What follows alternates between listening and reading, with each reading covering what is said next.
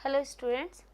So last lecture में हमने देखा था कि किस तरीके से गैसेस का एक्सचेंज होता है, ब्रीथिंग मैकेनिज्म क्या है। तो ब्रीथिंग मैकेनिज्म में हमने देखा था 2 स्टेप्स पढ़े थे, इनहेलेशन और एक्सहेलेशन। इनहेलेशन में क्या होता है, इनहेलेशन में जब हम ब्रीथ इन करते हैं तो हमारी जो थोरैसिक कैविटी है वो इंक्रीज़ हो जाती है, उसके साथ साथ रिब्स जो हैं वो आउटवर्ड एंड अपवर्ड मूव होते हैं, एंड जो डायफ्राम जो डोम शेप में रहता है वो डाउनवर्ड की तरफ मूव करता है और फ्लैट हो जाता है।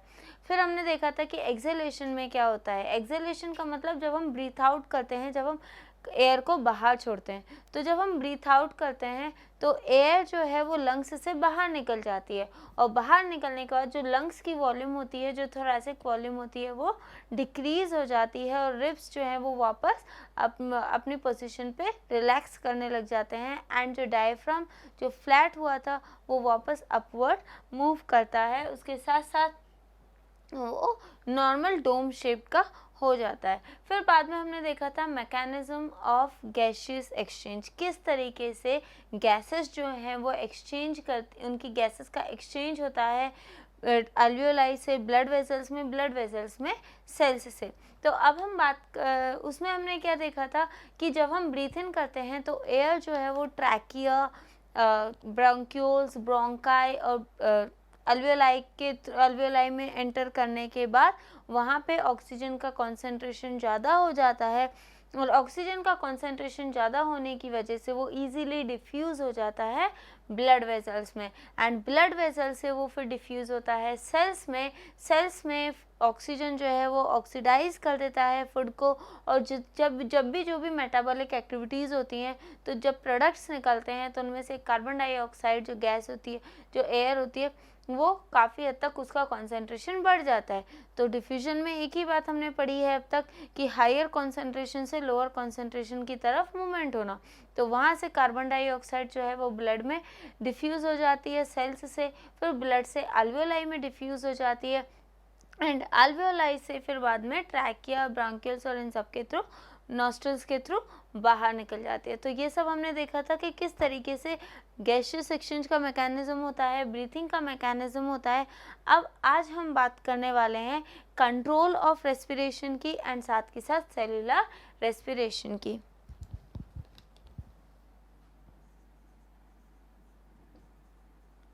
Control of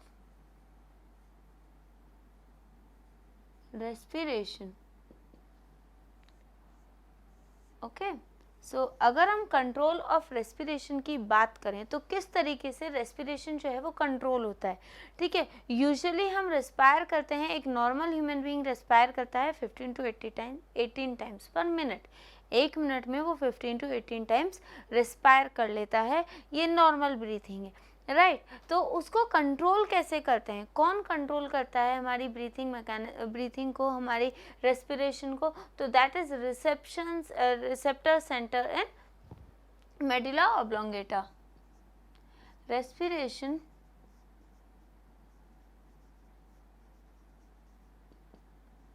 is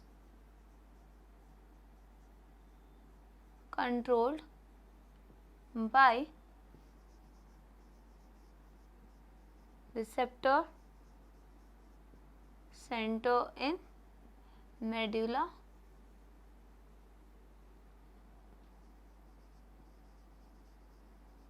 oblongata, okay. So respiration को कंट्रोल कौन करता है? रिसेप्टर सेंटर, ठीक है, और you can say respiratory centre और रिसेप्टर सेंटर। तो ये रिसेप्टर सेंटर जो है वो मेडुला ऑब्लोंगेटा में प्रेजेंट होता है, और ये हमारे रेस्पिरेशन को कंट्रोल करता है। अब नॉर्मल ह्यूमन बींग्स तो 15 to 18 टाइम्स ब्रीथ करते हैं, ठीक है। रेस्पिरेशन जो रेट होती है, रेस्पिरेटरी रेट जो होती है वो 12 to 18 टाइम्स होती है, और 15 to 18 टाइम्स नॉर्मल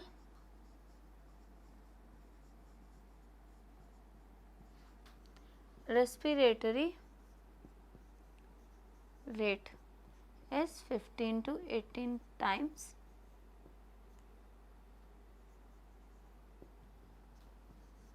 पर मिनट, ठीक है। लेकिन जब हेविली एक्सरसाइज होती हैं, जब हम बहुत ज़्यादा फिजिकल वर्क करते हैं, जब हम एक्सरसाइज करते हैं, तो उस टाइम पे हमारी बॉडी में ऑक्सीजन की डिमांड ज़्यादा हो जाती है। और जब ऑक्सीजन की डिमांड ज़्यादा होती है तो जो ब्रीथिंग रेट है, जो रेस्पिरेटरी रेट है, वो बढ़ जाती है, क्योंकि ऑक्सीजन हमें ज़्यादा चाहिए तो उसके लिए हम ब्रीथिंग फास्ट करते हैं। तो ब्रीथिंग रेट जो है वो कम से कम 15 to 20 to 25 टाइम्स बढ़ जाती है। When we exercise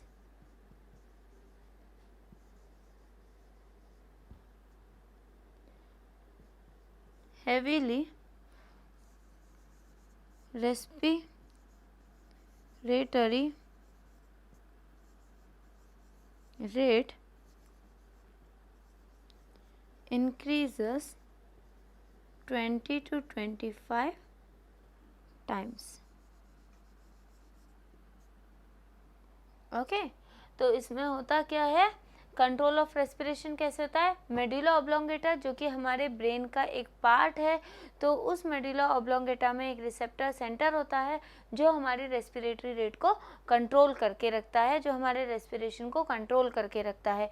normally human beings जो हैं वो 15 to 18 टाइम्स ब्रीथ करते हैं, लेकिन जब एक्सरसाइज का टाइम आता है, जब कोई पर्सन हेविली एक्सरसाइज कर ले तो उसकी बॉडी की डिमांड जो है वो ऑक्सीजन के लिए, ऑक्सीजन की जो डिमांड होती है वो बढ़ जाती है, और ऑक्सीजन की डिमांड बढ़ाने के लिए ब्रीथिंग रेट भी बढ़ जाती है। और ब्रीथिंग रेट कितनी बढ़ती है, 20 to 25 टाइम्स ज़्यादा हो जाती है, इंक्रीज हो जाती है। अब हम बात करते हैं सेल्यूलर रेस्पिरेशन की।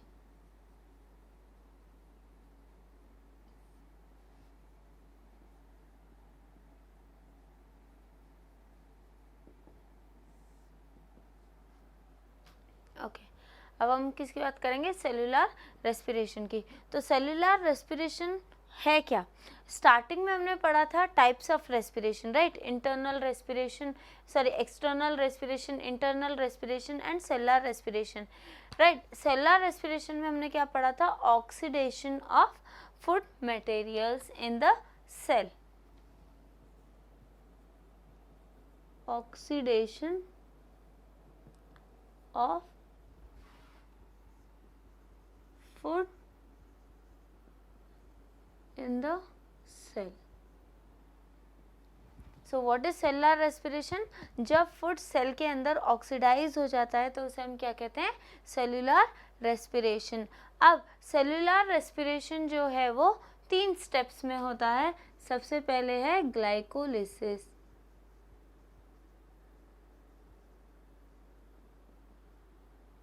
ठीक है, ग्लाइकोलिसिस, फिर आता है क्रेब्स साइकिल, फिर लास्ट में आता है इलेक्ट्रॉन ट्रांसपोर्ट चेन। तो सबसे पहले हम बात करते हैं ग्लाइकोलिसिस की। ग्लाइकोलिसिस में होता क्या है, जब डाइजेशन होता है तो डाइजेशन के बाद जो हमें ग्लूकोज मिलता है, ठीक है, हम क्या बोलते हैं कि कार्बोहाइड्रेट जो है वो रिच अमाउंट और रिच सोर्स ऑफ एनर्जी है, राइट। कार्बोहाइड्रेट से हमें एनर्जी मिलती है। तो जब डाइजेशन होता है तो कार्बोहाइड्रेट्स ब्रेक हो जाता है किसमें, ग्लूकोज में। ग्लूकोज जो लास्ट यूनिट होती है, जो लास्ट प्रोडक्ट होता है डाइजेशन का, उसमें। अब वो ग्लूकोज हमें मिल तो गया, लेकिन उससे एनर्जी कैसे मिलेगी, तो उससे एनर्जी कैसे मिलेगी, वो पूरे प्रोसेस को हम क्या कहते हैं, रेस्पिरेशन, राइट। अब ग्लाइकोलिसिस में क्या होता है, ग्लूकोज जो है वो कन्वर्ट हो जाता है किसमें, पायरुविक एसिड में। Glucose is converted into pyruvic acid. Glucose जो है वो किस में कन्वर्ट हो जाता है, पायरुविक एसिड, और इसे आप पायरुवेट भी कह सकते हैं, ओके। और जिस टाइम पे जब ये पायरुविक एसिड फॉर्म होता है उस टाइम पे 8 ATP मॉलिक्यूल्स रिलीज होते हैं, 8 ATP molecules are released, right. So first step में क्या होता है, ग्लाइकोलिसिस में ग्लूकोज जो है वो पायरुविक एसिड और पायरुवेट में कन्वर्ट हो जाता है एंड उस कन्वर्शन के टाइम पे 8 एटीपी मॉलिक्यूल रिलीज होते हैं। मैंने आपको बोला था एटीपी जो है वो हमारी एनर्जी करेंसी है, हमारी बॉडी में जो भी एनर्जी स्टोर होती है वो एटीपी के फॉर्म में स्टोर होती है। अगर एटीपी का फुल फॉर्म देखें तो दैट इज एडिनोसाइन ट्राइफॉस्फेट। तो एक तरीके से करेंसी की तरह काम करती है। जब जब आप काम करोगे तब तब एक एक एटीपी खर्च होती जाएगी और हमारी बॉडी की एनर्जी जो है वो खर्च होती जाएगी। तो जब ग्लूकोज पायरुविक एसिड में कन्वर्ट होता है उस टाइम पे 8 एटीपी मॉलिक्यूल रिलीज होते हैं। सेकेंड स्टेप की हम बात करें तो दैट इज क्रेब्स साइकिल।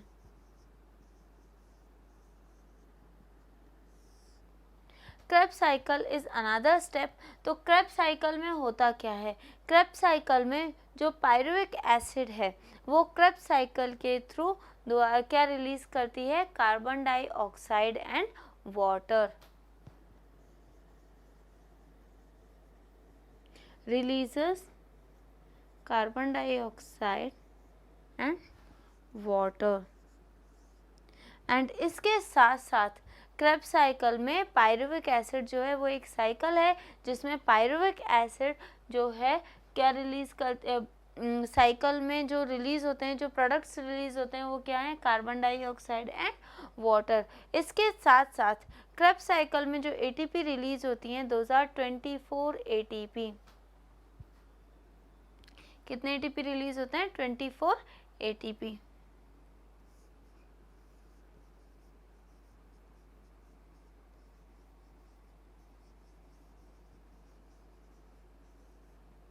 अब हम बात करते हैं लास्ट स्टेप की, that is electron transport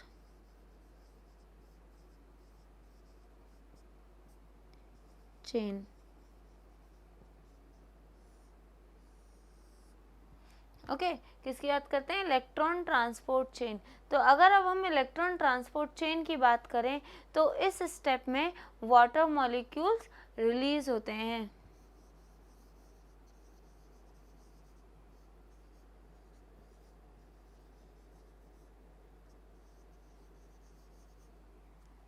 okay, तो ये हैं 3 स्टेप्स जिसमें सेलुलर रेस्पिरेशन जो है वो कंप्लीट होता है। तो सेलुलर रेस्पिरेशन क्या है, oxidation of food in the cell. अब इसमें ये 3 स्टेप्स में होता है। सबसे पहले ग्लाइकोलिसिस। ग्लाइकोलिसिस में क्या होता है, ग्लूकोज जो है वो कन्वर्ट हो जाता है किसमें, पायरुविक एसिड में एंड साथ के साथ 8 एटीपी मॉलिक्यूल्स रिलीज होते हैं।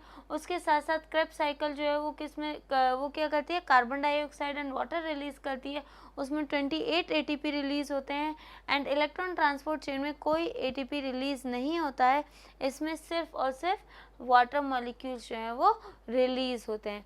ठीक है, अब इसमें होता क्या है, टोटल एटीपी जो है वो कितनी है, टोटल एटीपी जो है वो है 38 एटीपी। जो net amount of ATP release होता है, जो net volume of ATP release होता है that is 38 ATP.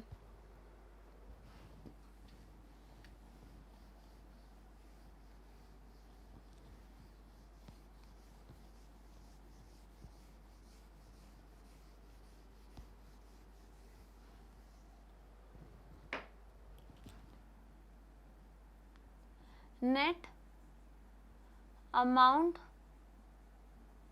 of ATP released during cellular respiration is 38 ATP। ठीक है, अब 38 ATP अगर हम काउंट करें तो 24 ATP यहाँ रिलीज हो रहा है, 8 ATP ग्लाइकोलिसिस में रिलीज हो रहा है, टोटल तो 36 बन रही है। तो ये 38 कैसे होती है, ठीक है। Okay, so net amount of ATP कितना रिलीज होता है, 38 एटीपी। अब आप सोच रहे होंगे यहाँ पे 24 एटीपी है, यहाँ पे 8 एटीपी है, अगर टोटल हुआ तो वो 32 एटीपी होगा, राइट। तो वो 6 एटीपी कहाँ से आता है, तो 6 एटीपी जो है जब पायरुविक एसिड किस में कन्वर्ट होता है? एसिटाइल कोए में। तो उस टाइम पे जो एटीपी रिलीज होते हैं those are 6 ATP molecule, right. तो जब pyruvic acid, direct pyruvic acid Krebs cycle में एंटर नहीं करता है, पायरुविक एसिड जो है वो सबसे पहले एसिटाइल कोए में कन्वर्ट होता है, और जब ये एसिटाइल कोए में कन्वर्ट होता है तो 6 एटीपी मॉलिक्यूल रिलीज होते हैं। और उस टाइम पे अगर हम टोटल देखें तो 8 मॉलिक्यूल्स तो यहाँ पे हो गए, 6 यहाँ पे हो गए, राइट। 14 एटीपी एंड 14 एटीपी के साथ 24 एटीपी अगर हम ऐड कर लें तो those are 38 ATP. So net amount of ATP जो रिलीज होता है वो कितने? 38 एटीपी। तो अब एक फ्लो चार्ट के हिसाब से देखते हैं कि किस तरीके से रेस्पिरेशन होता है, किस तरीके से सेलुलर रेस्पिरेशन होता है। तो सबसे पहले हम देखेंगे एक फ्लो चार्ट।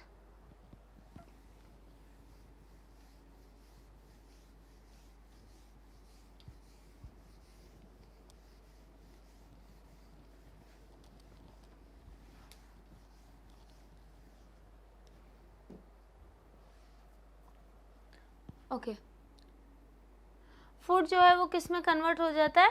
ग्लूकोज में, डाइजेशन के टाइम पे, ठीक है, ग्लूकोज। अब ग्लूकोज जो है वो किस में कन्वर्ट हो जाएगा? पायरुविक एसिड में, that is by cycle known as glycolysis.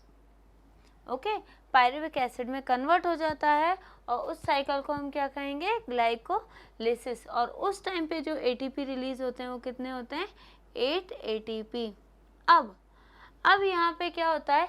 Pyruvic acid में अगर ऑक्सीजन प्रेजेंट है, अगर ऑक्सीजन प्रेजेंट है तो वो हो जाएगा एरोबिक रेस्पिरेशन।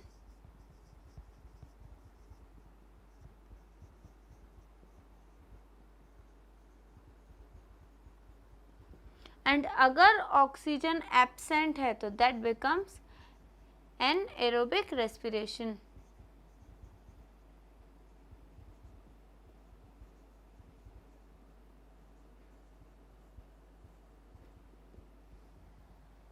ओके, सो पायरुविक एसिड जो है फिर कैसे एक्ट करेगा? वो डिपेंड करेगा कि वहाँ पे ऑक्सीजन प्रेजेंट है या नहीं है।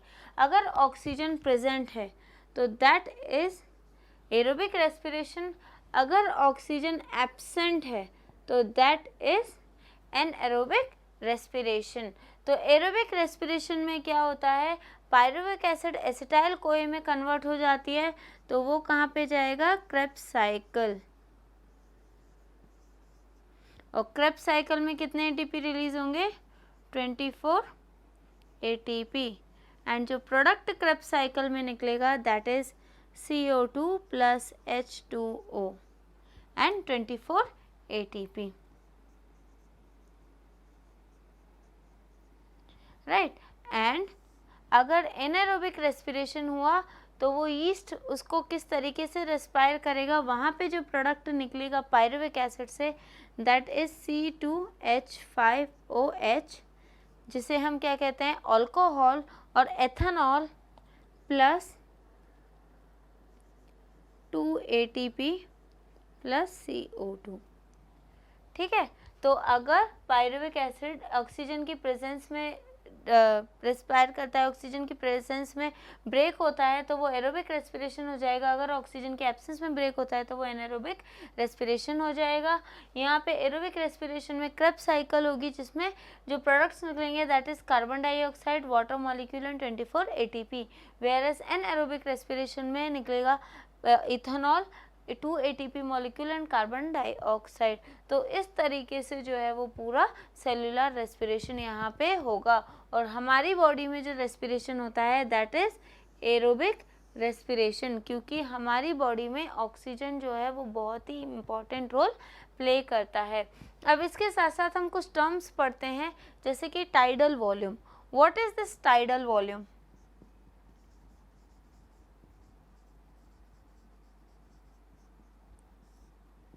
Tidal volume is nothing but the amount of air taken during normal breathing.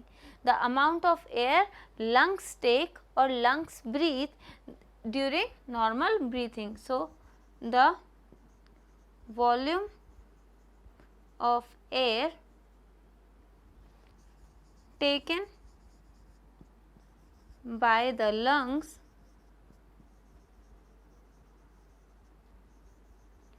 during normal breathing.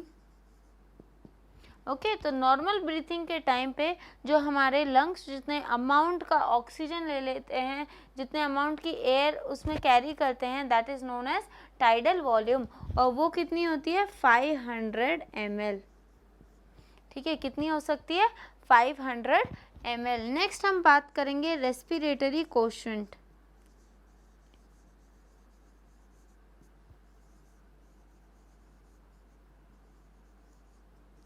What is this respiratory quotient? Respiratory quotient is nothing but the ratio of amount of carbon dioxide evolved to the or liberated to the amount of oxygen observed. The ratio of amount of CO2 liberated to the amount of oxygen observed.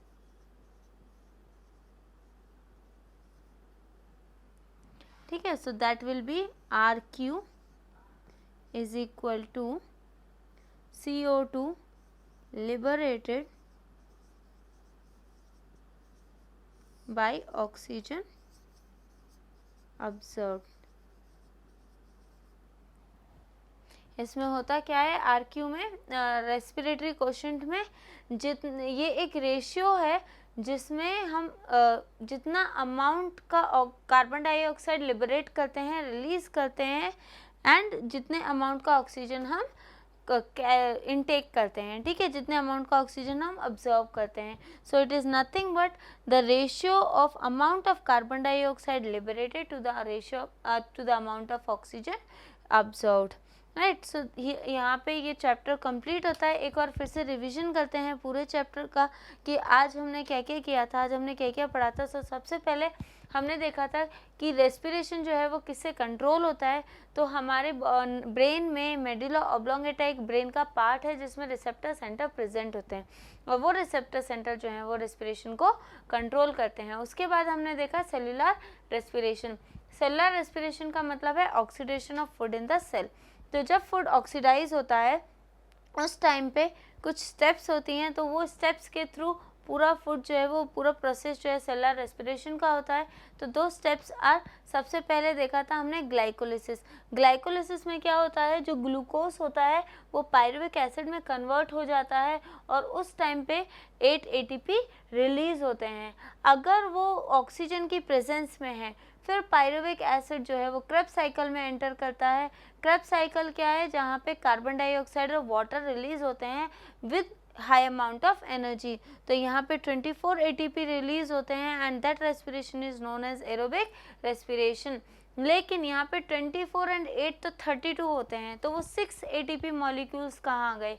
तो वो 6 ATP molecules जब pyruvic acid Krebs cycle में जाने से पहले, Krebs cycle में enter करने से पहले जब एसिटाइल कोए में कन्वर्ट हो जाता है तो उस टाइम पे 6 ATP रिलीज होते हैं। तो जो net amount of ATP cellular respiration के टाइम पे रिलीज होता है दैट इज 38 ATP। तो एक सिंगल ग्लूकोज मॉलिक्यूल, एक ग्लूकोज मॉलिक्यूल जो है वो कितने ATP देता है, 38 ATP। One glucose give 38 ATP। Okay, now next हमने देखा कि टाइडल वॉल्यूम क्या है। टाइडल वॉल्यूम जो है, जो जितने वॉल्यूम एयर का लंग्स जो है वो ब्रीथ इन करता है नॉर्मल ब्रीथिंग के टाइम पे, जितना एयर वो कंटेन करता है उसे हम क्या कहते हैं, tidal volume. That must be around 500 ml। और रेस्पिरेटरी कोशेंट क्या है, ये एक रेशियो है carbon dioxide liberation and oxygen absorption का, तो यहाँ पे RQ is equal to CO2 liberated by O2 absorbed. Okay, so यहाँ पे ये चैप्टर ख़त्म होता है। Thank you.